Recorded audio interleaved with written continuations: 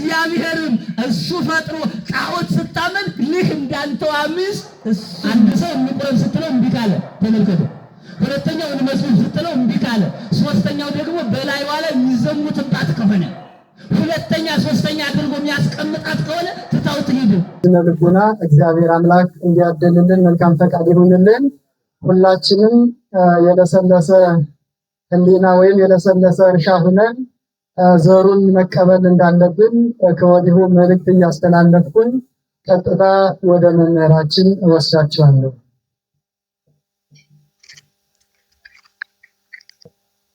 በስመ አብ ወወልድ ወመንፈስ ቅዱስ አሐዱ አምላክ አሜን። ከመየት እግዚኦ እምነ መዓትከ አቤቱ ከቁጣህ ተመለስ። ኦሪት ዘጸአት ምዕራፍ 12 ምዕራፍ 32 ከቁጥር 12። ክቡር አባታችን መላከ ሳይል ቆሞስ አባ ገነት ጋሹ የገዳማችን ዋና አስተዳዳሪ፣ ክቡር እንግዳችን መምህር መጋቢ ሐዲስ ወብሉይ ማይበል ፈጠነ፣ የተክሊል ያቋቋም መምህር፣ የተከበሩ መምህራችን መምህር እንደሚታወቀው ለእናንተ አዲስ አይደለም፣ ግልጥ የሆነ ነው። የሙሴን ታሪክ ማያውቅ የለም። በግብፅ የተወለደ ፈርዖን ከእስራኤል ወገን የተወለደ ወንዱ ይገደል ብሎ የወሰነ የኋላ ኋላ እስራኤል እየበዙ ሲሄዱ ወንዶች ከበዙ ከጠላቶቻችን ጋር ሆነው እስራኤል ያጠፉናል፣ ምን ሌላ ጠላት እንጠብቃለን? ከቤታችን ጠላት እያሳደግን ምን የውጭ ጠላት እንጠብቃለን? ስለዚህ እስራኤል ወንድ ሲወልዱ ይገደል ብሎ ወሰነ። በዚህም ጊዜ ሙሴን የተመደቡት ሊገሉ የተመደቡት ሰዎች ተወልዶ ሲያዩት በፊቱ ላይ ብርሃን ተስኖበት የተወለደ ታላቅና ገናና ሰው ነበረ። እኛህን ሲያዩት ግርማ ሞገሱ አስጨነቃቸው፣ ደም ግባቱ ደስ አሰኛቸው። ሙሴ ይህንስ ዘፈጠሮ ይቅትሎ፣ ይህንስ የፈጠረው ይግደለው፣ ይህንማ እንዴት አድርገን እንገላለን ብለው የፈርዖን ታዛዦች ትተውት ሄዱ። ተርሙት ትባላለች የፈርዖን ልጅ። መልኩን ደም ግባቱን አይታ ወስደው እናቱ በቅድሚያ እናቱ ወስዳ ካገኙ እንዳይገልብኝ ብላ በውሃ ዳር በቀፎ አድርጋ በንብ ቀፎ አድርጋ ወስዳ አኖረችው። ለምን? ከክፉዎች ለማዳን እንዳይገሉት ከክፉዎች ለማዳን ወስዳ በውሃ ስራ አኖረችው። ከዚያን በኋላ ያቺ የፈርዖን ልጅ ተርሙት የምትባለዋ ሻውር ልትወስድ ወይም ልትታጠብ ወደ ውሃ ስትወርድ ከዚያ ከቀፉ ስር ሕፃን አገኘችው። ከዛ በኋላ ወስዳ ለእናቲቱ ብዙ ታሪክ አለው ጥርጥር ለማድረግ ወስዳ ለእናቲቱ አሳድጅልኝ ብላ እናቱ መሆኑን ሳታውቅ አሳድጅልኝ ብላ ሙሴን ሰጠችው። ከዚህ በኋላ ተርሙት ወለተ ፈርዖን የፈርዖን ልጅ የፈርዖን የልጅ ተብሎ ሙሴ እንዲጠራ አደረገች። የኔ ልጅ ነው ማለት ጀመረች። ግን ጡት እያጠባችው ያለች እናቱ ናት። ስለዚህ ሙሴ ማለት የስሙ ትርጓሜ ዘረከብክዎ ማይ ከውሃ ወድቆ ያገኘሁት ማለት ነው። ምናልባችሁ የስሙ ትርጓሜ ምን ማለት ነው? ከውሃ ወድቆ የተገኘ የውሃ ልጅ ማለት ነው። እና ይህ ታላቅ ነቢይ አቤቱ ከቁጣህ ተመለስ አለ።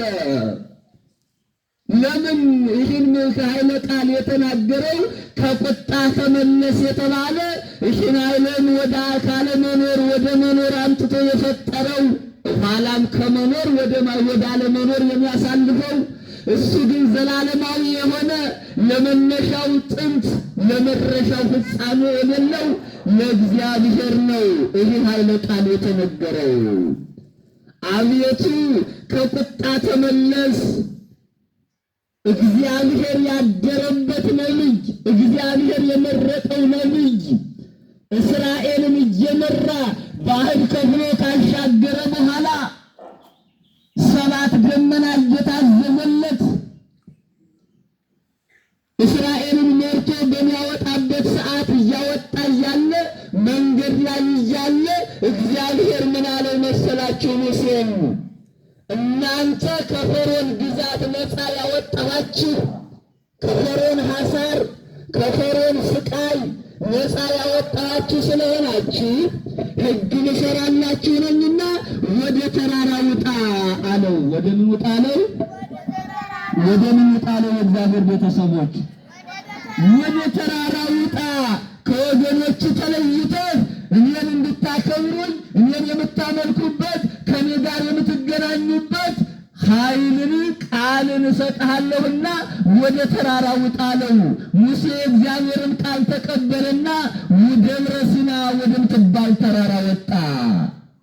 ከዛ በኋላ ሙሴ 36 ቀን 534 ቀን 570 ወነበቦ 570 ጊዜ ሲነጋገረው ሰነበተ እግዚአብሔር።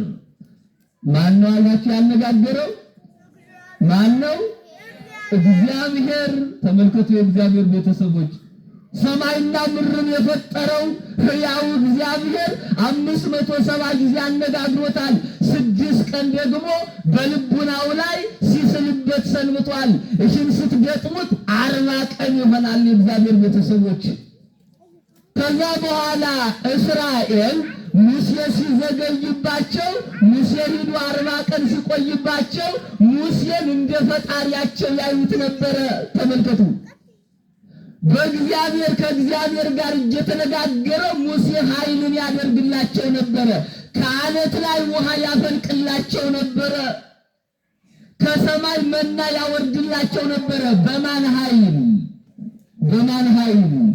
በእግዚአብሔር ኃይል ከእግዚአብሔር ጋር እየተነጋገረ ሙሴን። እነሱ ግን እስራኤል ሙሴ ነው ያን ሁሉ የሚሰራ የሚያደርግ የሚሰራ የሚያወጣ የሚያወርድ ሙሴ ይመስላቸው ነበረ። የእግዚአብሔርን ኃይል አላወቁም ነበረ። የሙሴ ኃይል ይመስላቸው ነበረ።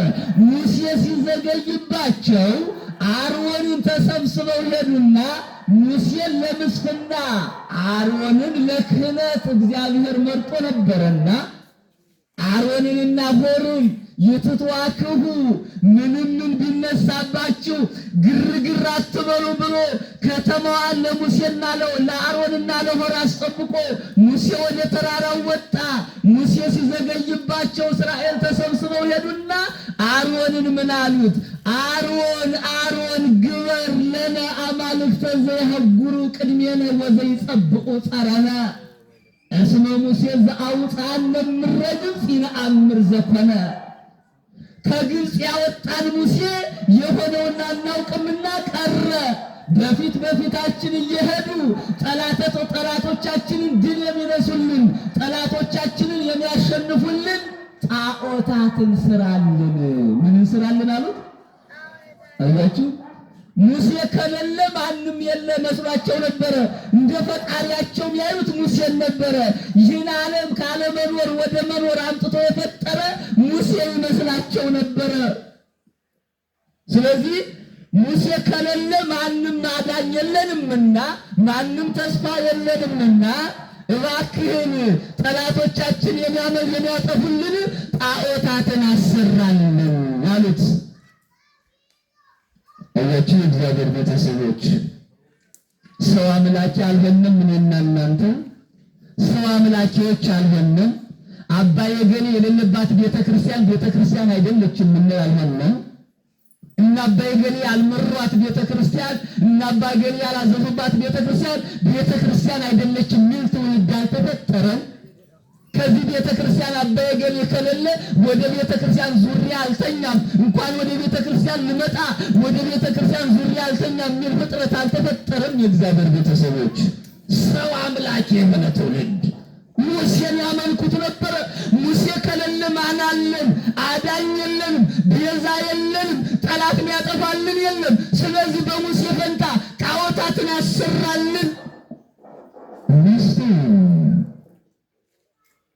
ሙሴንም እኮ ባህር ከፍሎ ያሻገረላቸው ሰማይኩ ገአሮሙ ለሕዝብ የሕዝቤን ጩኸት ሰማሁ ያለ እግዚአብሔር ነው፣ ሙሴ አይደለም።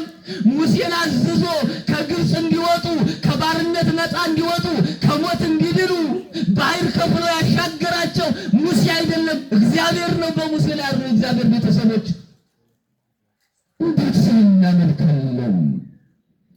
እኔን ብለሽ ነው የምትመጣ፣ እኔን ብለሽ ነው የምትመጪ፣ ቤተክርስቲያን ብለሽ ነው የምትመጪ። አባ ገሌ ከተነካ እኔ ስለ ቤተክርስቲያን እሞታለሁ። መጀመሪያ እስኪ ስለ ራስህ ወቅ፣ ስለ ራስሽ ወቂ። እኔ ስታገድ አንቺ ነሽ እንደ ቋሚ ሆነሽ የምታስቀጥሪ? እኔ ስታገድ አንተ ነህ እንደ ቋሚ ሆነ እኔን አምላኪ ሆነ ቤተክርስቲያንን ትተህ እኔ ብጥብጥ በጥሬ ስባር አንተ ነህ እኔን ቋሚ ሆነ የምታስቀጥሪ? መጀመሪያ ለራስህ እስኪ የነፍስ ተቀጠር። እስኪ መጀመሪያ በእግዚአብሔር የተቀጠር። እኔን አባል ሆነ የኔ ረዳት ሆነ ብር ከምታሰጥ እስኪ ለራስህ የምትውልበትን መጀመሪያ አስተካክል። እስኪ ለራስህ ምን ነው ዛሬ አስቀድሻለሁ ውሎ አበሌ ምን ነው ያገኘው ዛሬ ውሎ ምን ነው? በእግዚአብሔር አንተ የምትቆጥር ደሞዝህን ብቻ ነው፣ የቀን ገቢህን ብቻ ነው የምንወቅ፣ የቀን ገቢያችንን ብቻ ነው የምናስብ። መጀመሪያ እስኪ ለነፍሳችን ምን ገቢ አግኝተናል? በዛሬው ዕለት ስንት አካውንቴ ላይ ከመንግስተ ሰማያት አካውንቴ ላይ ከእግዚአብሔር ላይ ስንት ገቢ ያለኝ ብለን ስንመረምር እንቆጥር። ለሰው ቋሚ ያደረገን ማን ነው? ለአባ ገሌ ነበር ጌታዬ። ማን ነው እኔና እናንተን አባ ገሌን አባማንን እንድናመልክ የፈቀደልን? መጀመሪያ እግዚአብሔርን አምልክ፣ ለእግዚአብሔር ተገዛ። መጀመሪያ ለቤተ ክርስቲያን ተንበርክክ። መጀመሪያ ትክክል የምታጅብ አጃቢ አጨብጫቢ ሙሴን ያመልኩት ነበር። ሙሴ ከሌለ ምንም የለም። እግዚአብሔር የሚባለውን ማያውቁትም። ሙሴ ከሌለ ከጠላቶቻችን እጅ የሚያድነን የለም። ስለዚህ ጣዖታትን ስራልን አሉት አሮንን ሄደው። ከዛ አሮን ፈራ።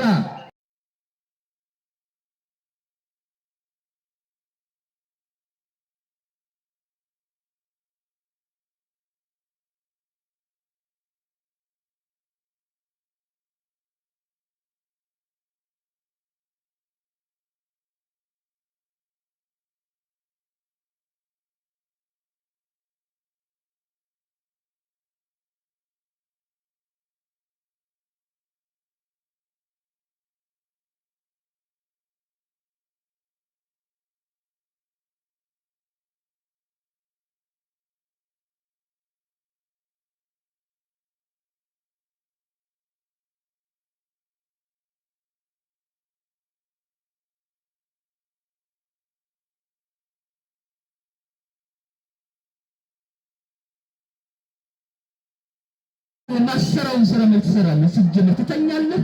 አንተ ያጫትን አንዱ ቢወስዳት ትተኛለህ። እግዚአብሔርም እሱ ፈጥሮ ጣዖት ስታመልክ ልህ እንዳንተው አምስት እሱም ይቆጣል።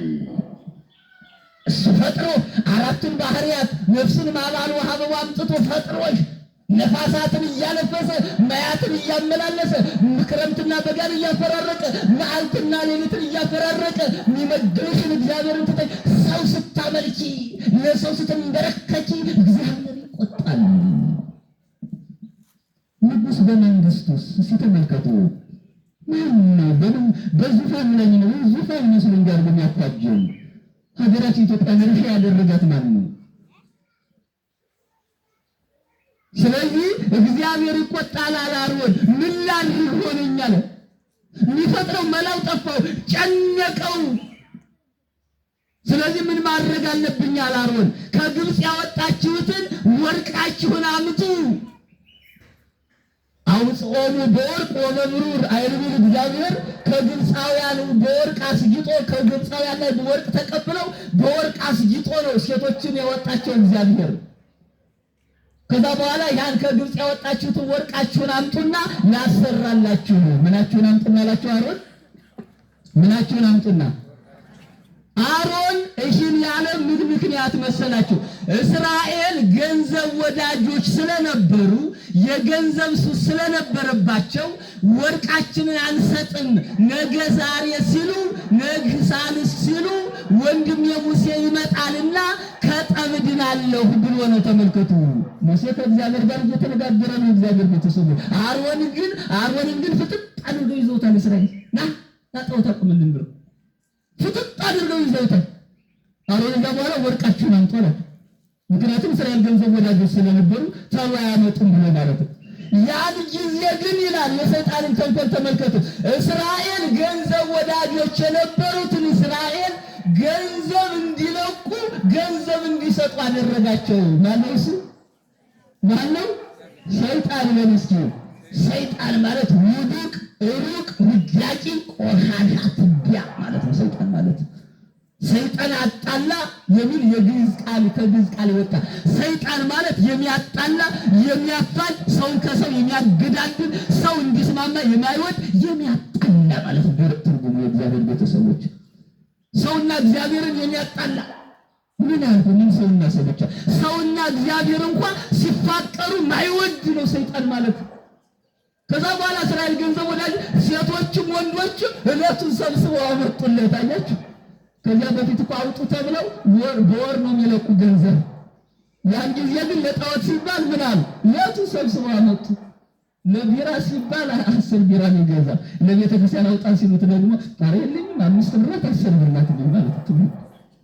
ሰይጣን እኮ አያችሁ፣ ሄዶ በዝሙት ሲያጠፋ ያ በዝሙት ያጠፋው ገንዘብ አይቆረቆረው። ቤተ ክርስቲያን ላይ መጣ 10 ብር ከጣለ ግን ስትነዘንዘው ትውላለች።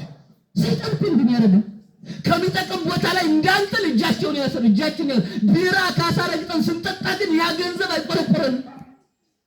ለምስቱ ሲጥ ብለውት እኮ ለወጭ ለምስቱ እንዲህ ሲንቀበቀብ ያለ ሄዶ ደግሞ ጓደኛው ጋር 2 ካሳ ቢራ ዝጋለሁ ይላል። ሚስቱ እኮ ያሻዋጣ ነው ዘመን። አያችሁ፣ ሰይጣን ትዳሩን ሳይመራ በዳሪ ቅዳ ቀጂ ይሆናል። ይህ ምንድነው? ሰይጣን ትዳሩን እንዳይመራ ሚስቱ እየተሰቃየ ለልጆቿ ዳቦ የምትገዛበት አጣ። ያ ልጅ ልክ እንደ አሮንን እስራኤል አፋጠው እንዲያዙ ያ ልጅ አፋጠው ይዟት ነው ዳቦ አብጭ ነው ያገዳግል ይያላ ባልየው ዝም ብሎ ነገር ደናዋል ከማይገለው ጋር የሚጨፍር ትውልድ እኮ ነው የገጠመን።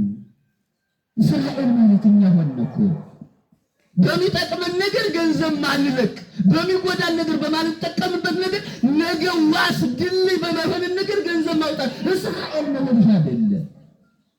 ለጣዖት አወጡ። ተመልከቱ እግዚአብሔር ቤተሰቦች። ከዚያ አሮን የሚያረገው ቸገረውና ሰበሰበና እሳት አስነድዶ በእሳት ከተተው። ተመልከቱ ወርቁ የሴቶችንም የወንዶችም ከተተው። ለምን እሳት ቢመላው ምን ላድርግ ለማለት ነበር። እሺ ነገር ግን አሁንም አልለቀቀውም። አሮን 2 አልህምት 2 ጥጃ ሆኖ ተነሳለ። መልኩ ወርቁ ደግሞ ሰይጣን የሰራው ስራ እኮ 2 ጥጃ እሺ ስምታት ይመስላል ብሎ አለልኩ ሲያራቅቀው ይሄን አንድ ጎኑን ብዙ አንጥረኛ ይከተለው ነበርና አላሮንን እሺ መሆኑ እስካልቀረ ከሆነ ስላይቀር እኔ እሳት በልቶት ይቀራል ብዬ ነው እንጂ ብሎ ብዙ አንጥረኛ ይከተለው ስለነበረ አንድ ጎኑን የወርቅ አንድ ጎኑን የብር አንድ ቀንዱን የወርቅ አንድ ቀንዱን የብር ጅራቱን የሐር ጎፍላ አድርጎ ሁሉም ሙንቷ አማልክቲክሙ እስራኤል ዘአውጽኡክሙ ምረግጽ ከግብጽ ያወጣችሁ አማልክቶቻችሁ እኚህ ናቸው ብሎ ሰጣቸው። 2 ላሞች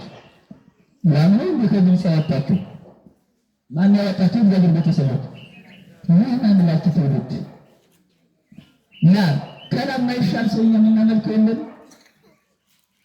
ሹመት ስላለው ዘመን ስላለው ባለስልጣን ስለሆነ ስምናመልከው የለም። ከላም ማይሻለው አንድ መንግስት ሰራተኛ አንድ በላይ ስራ አስኪያጅ አጎት ካለው እኮ ስራ ትምህርት እንኳን ሲማር አጎት ያስቀጥረኛል ብሎ ዘመን የረሳተ ልጅ ነው ያለው። ወንድሜ የገሌ እያለልኝ ባለ ሀብቱ አባቴ እያለልኝ እኔ ምን አባቱ ምን ስራ ጣለ ምን ትውልድ አልተፈጠረም ነው። ሰው አምላክ ትውልድ እኮ ነው። ከዛ በኋላ እኒናቸው ያወጣችሁ ብሎ ሰጣቸው።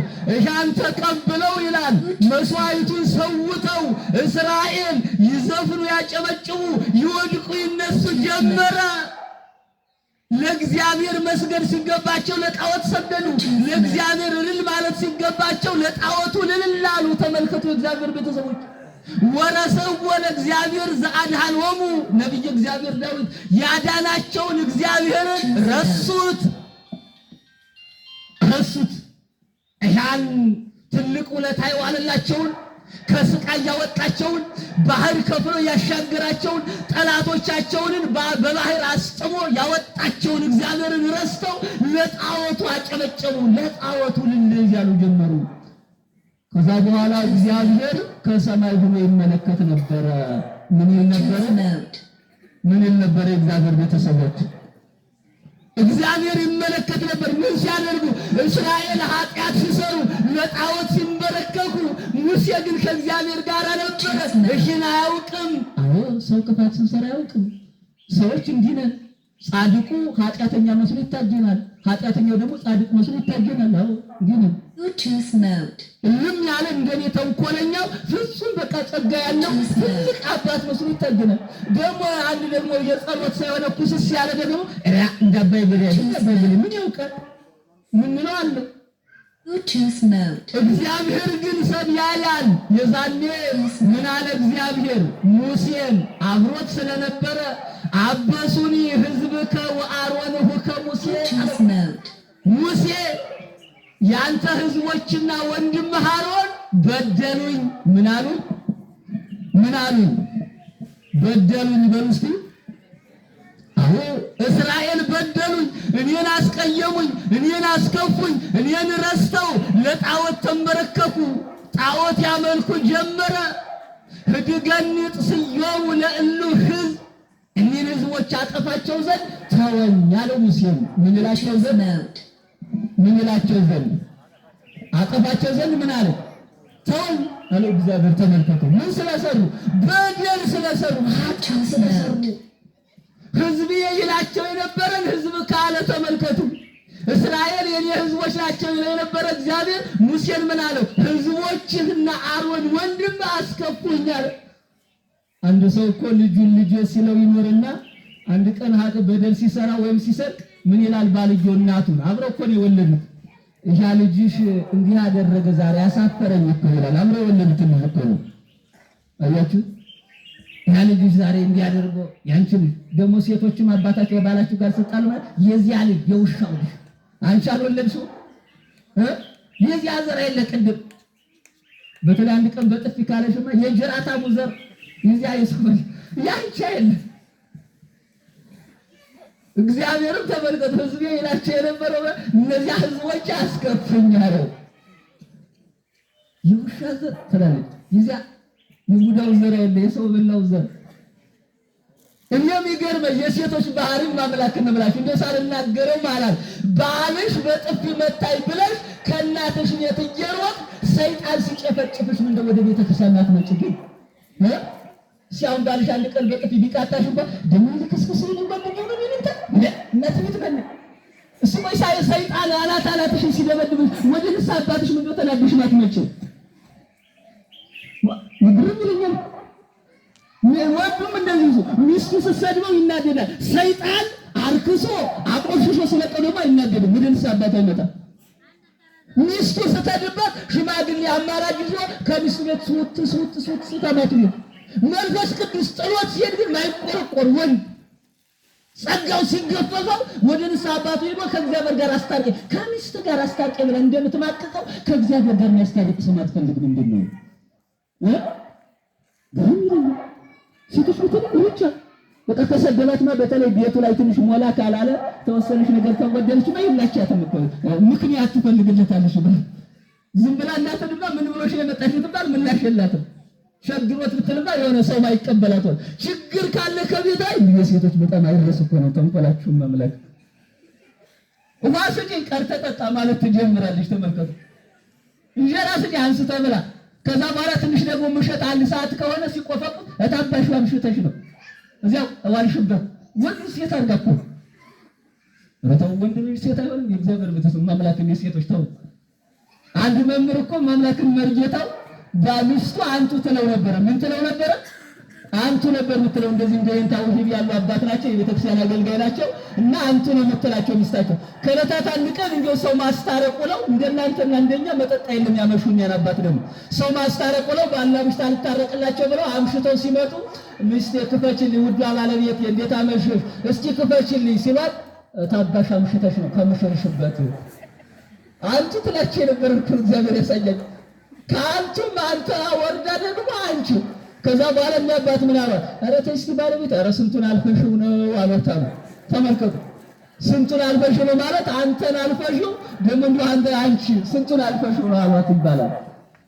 እና ወንድ ልጅ አንቺ ተብሎ አይሰደብም የእግዚአብሔር ቤተሰቦች።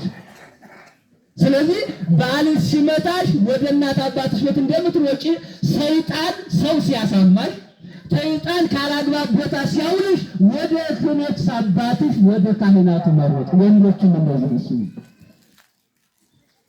ከዛ በኋላ አስበሱኒ ሕዝብከ ወአሮንከ ሰው ማጠፋቸው ነኝ ያለው እግዚአብሔር ሙሴን በውስተ ሕዝብ ይሰይመከ አንተን በብዙ ሕዝብ እሾምሃለሁ። እኒህን ሕዝብ አንገተ ደንዳና ሕዝቦች ናቸው፣ ኃጢአት የጣፈጣቸው የሰይጣን የተገዙ ናቸው።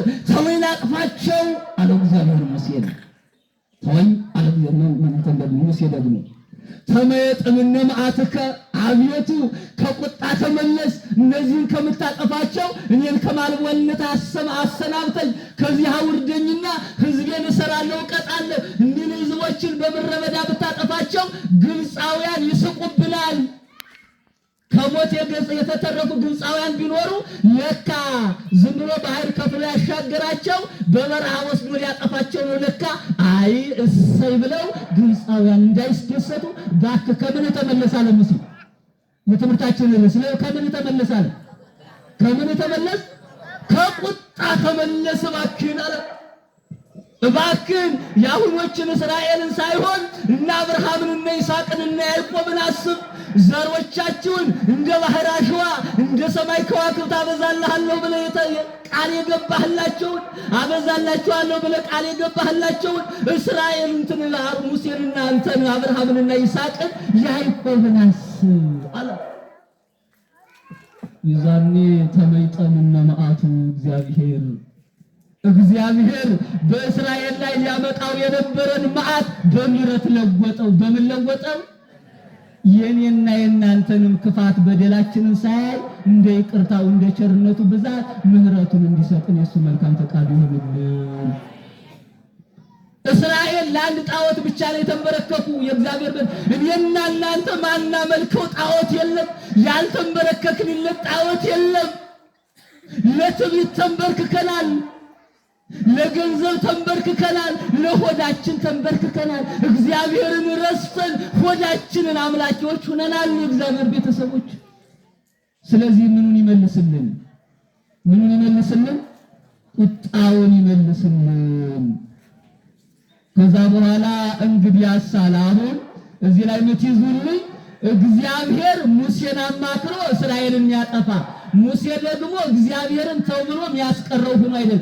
የሙሴን አማላጅነት የእግዚአብሔርን ቸርነት ለመግለጽ ነው። የማንን አማላጅነት? ስለዚህ አማላጅ ያስፈልጋል አያስፈልግም?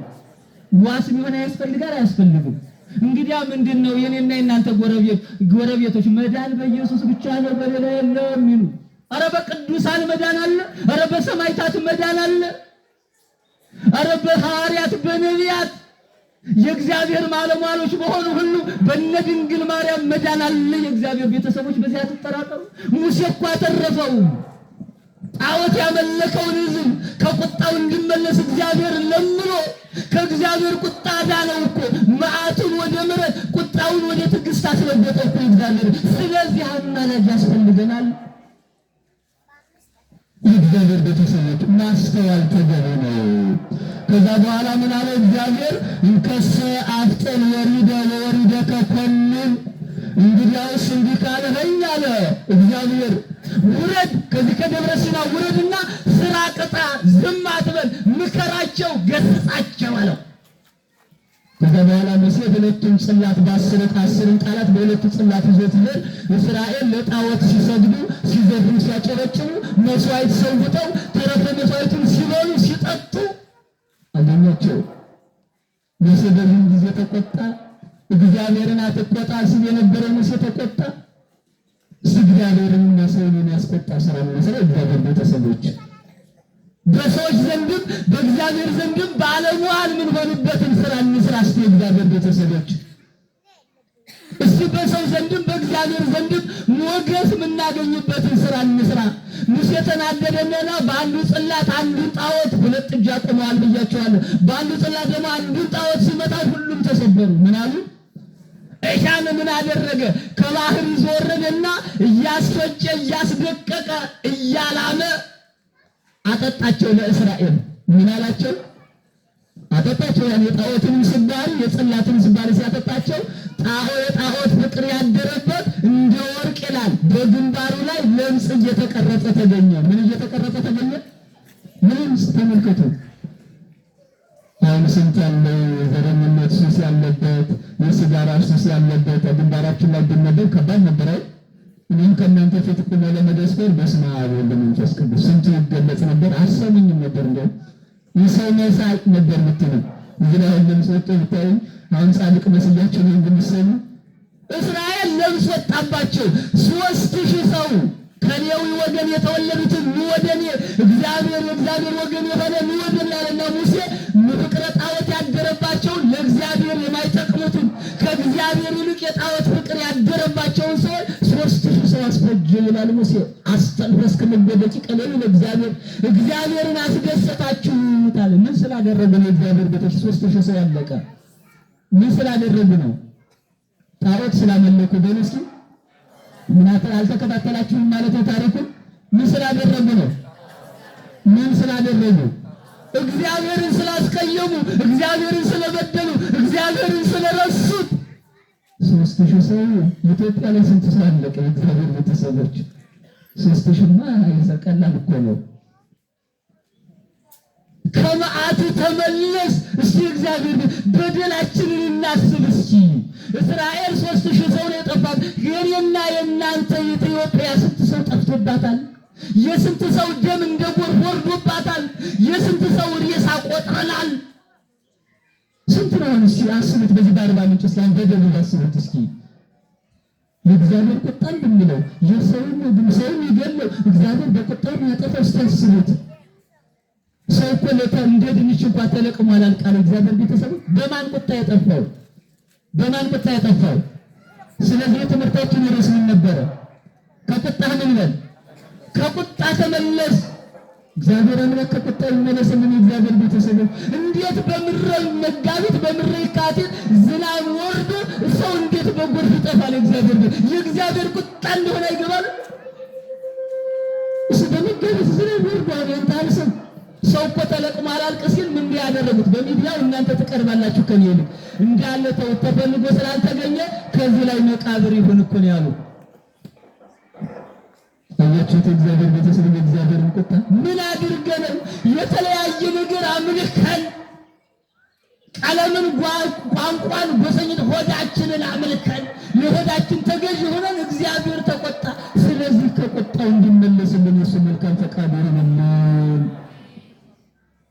ከቁጣው እንመለስ በምን ካላችሁን፣ አንደኛ በመስዋዕት ነው። በምን አልባችሁ? ሁለተኛ በንስሐ፣ ሶስተኛው ደግሞ ስጋው ደሙን በመቀበል። አንደኛው በመስዋዕት ነው። እግዚአብሔር ቤተሰቦች እግዚአብሔር ቁጣ የሚመለሰው ለምን ካላችሁን፣ አንድ ሰው መስዋዕት ሲሰጥ ይላል እሱ ቆጥሮ የማያውቃቸው እሱ የረሳቸው ኃጢአቶች በደሉ ይደመሰሳሉ ይላል። መቼም እናውቅበታለን። እናንተ ቅድም እንደ እስራኤል ባልተጠበቀው ቦታ ነው እንጂ ገንዘብ ማጥፋት ደስ ይላል። አንድ ሰው ምንድነው ያደረገ መሰላችሁ? በጣም ላም የለውም ወተት ያምረዋል ጋዳ ለጾም እንጂ ላሞቹ ደግሞ ልጆቹ ደግሞ በጎረቤት ወተት ሲያዩ ቀልባቸው ይሳባል። ምናቸው ይሳባል አልባችሁ? ቀልባቸው ይሳባል። በቃ የጎረቤት ልጆች ወተት ሲጠጡ ምናምን ራሳቸውን ሲቀቡ ሲያዩ በጣም ይሳባሉ። ከዛ በኋላ ምን ብለው ተሳሉ? ቤተሰቡ ጌታዬ ሆይ እንዲሁ አንድ ላም ሰጠኝ፣ ጥጃዋ ያንተ ናት ብለው ተሳሉ። ምን ናት አሉ? ጥጃዋ የማን ትሆን አሉ? የእግዚአብሔር ትሆን አሉ። ከዛ በኋላ እንደምንም ብለው እግዚአብሔር መስሸራን ሲሰጥ ማያልቅበት አለ አንድ ላም አገኙ። ማንን ጠይቀው? ማንን ጠይቀው? ጥያቄ የሚመልሰውን እግዚአብሔርን ጠይቀው። የእግዚአብሔር ቤተሰቦች ትናንት መምህራችን መምህር ማይበል ፈጠራቸው። ሰዎች ይቀጥራሉ፣ እግዚአብሔር ግን ቀጠሮ የለውም። የምንፈልገውን ነገር ዕለቱን ይሰጣል። ከዛ በኋላ እንድላም ሰጣቸውና ላሚቱ ደግሞ ስንት ብትወልድ ጥሩ ነው? ሁለት መንታ ወለደች። ምን ወለደች አላችሁ? ተመልከቱ፣ ሁለት ወለደች። እነሱ ግን አንድ ጥጃ ብትወለድ አንድ ጥጃ እንሰጥሃለን አይደል? እዛ ሁለት ወለድ። ከዛ በኋላ ሚስትየይቱ ሃይማኖቷን የጠበቀች ለቤተ ክርስቲያን የተገዛች ኃጢአትን እምቢ ያለች ለሰይጣን ያልተንበረከከች የእግዚአብሔር ፍቅር በልቦናው ያደረባት ሴት ነበረችና አንዲቱን ጥጃ ለእግዚአብሔር እንስጥ ትላለች ባሏን ሄዳ። እኛ እንደውም አንድ ጥጃ ብናገኝ ብለን ተስለን ነበረ። እሱ ግን ሁለት ጥጃ ስለሰጠን ሲሆን ሁለቶችን ነበር ምንሰጥ። አለዚያ ግን እንዲሁ አንድ ጥጃ እንስጥ ነው። ኋላ ሰውዬው ምን ይላል? ምን ሰይጣን ያደረበት እንደ እስራኤል ምን አለ? አይ ላሚቱን በሌላ ጊዜ ሶስት ስትወልድ ነው ጥጃ የምንሰጠው። ስንት ስትወልድ አለ? አያችሁት? ኃጢአትን ማስተስረን አይፈልግ ሰው ተመልከቱ። ሶስት ስትወልድ ነው። ዛሬዎችማ ሁለት ናቸው። ቆይ በሁለተኛው አንድ ሶስት ትወልዳለች እንደ ፍየል። ከሶስቱ አንዲቱን ነው የምንሰጠው አንተ አለችው። ተመልከቱ እንዴት እንዲህ ብለን ተስለን እሱ ሁለት ተወልዶልን አንዷ ጥጃማ የእግዚአብሔር መሆን አለበት አለችና ክርር ብላ እንዲያለች። አዎ እንደዚህ ነው ሴቶች። ባላችሁን መታይ በርግጫ ላይ ብለሽ ሳይሆን መሄድ ያለብሽ አልመጸውት ካለ እንቁረው ስትዩ እምቢ ካለ ጣል አድርገሽዎች እናምላክን። ይሄ ነው ፍትሐ ነገሥት ያዘዘው። ይሄን አንድ ሰው እንቁረው ስትለው እምቢ ካለ ተመልከቱ። ሁለተኛው እንመስል ስትለው እምቢ ካለ፣ ሶስተኛው ደግሞ በላይዋ ላይ የሚዘሙትባት ከሆነ ሁለተኛ ሶስተኛ አድርጎ የሚያስቀምጣት ከሆነ ትታው ትሄድ። እንዳ ብዬ ማታጅላቸው ዛሬ እናምላክ ዛሬ ግን መጣበት በተለይ ያሰንብስ እንዳለ ቀን ዛሬ እናምላክ አርፈ ቁጭ አርፈተኛ። ምክንያቱም ፍትሐ ነገሥት ምን ይላል መሰላችሁ? አንቀጽ 24 ላይ እጃንብር ብእሲ በምክንያት ተደላ ክልኤተ አንስተ። አንድ ሰው አለ ባለጸጋ ቢሆን ባለሀብት ቢሆን በተድላ በደስታው የተነሳ ሁለት ሴት አያስቀምጥ። ስንት ሴት አያስቀምጥ? ስንት ሴት አያስቀምጥ? ተናገሩ ወንዶች አንላቀቃት እናምላክ። ስንት ሴት አያስቀምጥ? ሁለት ሴት አያስቀምጥ። አንዷ በቃችሁ። አምስት ያለው አይኖርም። አሁን እዚህ መካከል ዝም ያገለግል ንቃ ውጣ ከዚህ ዝም ብለው አንዷን ማስተዳደር አጥቶ እሱ ባለ ሶስት ሴት ይረባክል። አንዷን መሻ ጠገብሃትና አንዷን እስከ ልጆቿ መሻ አስተዳደራትና ጡኒ ጡንጡን የምትለዘጀር ከተማ ላይ። ስለዚህ በዚህ በሶስት ነገር ትዳር ይፈታል። አንደኛ እንቁረብ ስትለው፣ ሁለተኛ ደግሞ እንመስል ስትለው እምቢ ካለ፣ አራት ሶስተኛ ከዘመተ። ስለዚህ እቺ ሴትም ከመጸወተ ይችን ጥጃ ከሰጠን እንስ አለዛ ግን ጥጅ ነው የሚሄዳለት። ኧረ አንቺ ከምትጀበማ አንዷ ጥጃ ትቅር በቃ አንዷን ጥጃ ሰጠናል አለ ሳይሆን በግድ እኮ ያችሁት ኢየሱስ ያለው እኮ ጥጋቡ እግዚአብሔር በል እንግዲያስ አንዷን ሰጠናል። የትኛዋን? ጥቁሯን ነው ነጯን? በል ምረጥ አለችው። ደግሞ አይ አንዷን መርጦ ይውሰድ ችግር የለም ተይ ዝለሽ አንዷን መርጦ ይውሰድ። ምንፈልግ እኮ መምለክ መክላት የነበረ መስጠት የለመደ ተበድሮ ይላል አባቶቻችን እኮ መምለክ። መክላት የለመደ ደግሞ ተጠምኖ ያለውን የለኝም ይላል። ልክ እንደ አናንያ ቀብሮ ይመጣ የለኝም እያለው የለኝም። ከዛ በኋላ ተው መርጦ ይወሰደ። አረ በቃ አንዷን ምረጥ ወይ ቀያር ወይ ነጭን እግዚአብሔር ውስጥ ስትለው እንዲህ አለና ከዛ በኋላ በሶስት ወሯ አንዷ ጥጃ ሞተች። ምን አለች? ጥቁሯ ጥጃ ሞተች። ተመልከቱ። ኋላ ሰው ምን ቢል ጥሩ ነው? የእግዚአብሔር ጥጃ ሞተችበት። አያችሁ ውሻ የማን ጥጃ ሞተችበት አለ? ቅድም ያለን ጉራ አይሰጥ ቅድም ምረጥ ይባል አይደለም። በቃ የመረጠች ሰው ኋላ ሞታ ደግሞ ስትሞት ምን አለ? ያ እኔ እንግዲህ ፈቅጄ ሰጥቼው ነበር የእግዚአብሔር ጥጃ ሞተችበት አላት። መጥቶስ እንዲህ ምናው ተከትል መጽደቅ ማን ፈልግ ወደ ጨለማ እንጂ ወደ ብርሃን መሄድ የማን ፈልግ ወደ ሐሳር እንጂ ወደ ክብር መሄድ የማን ፈልግ ለመኩ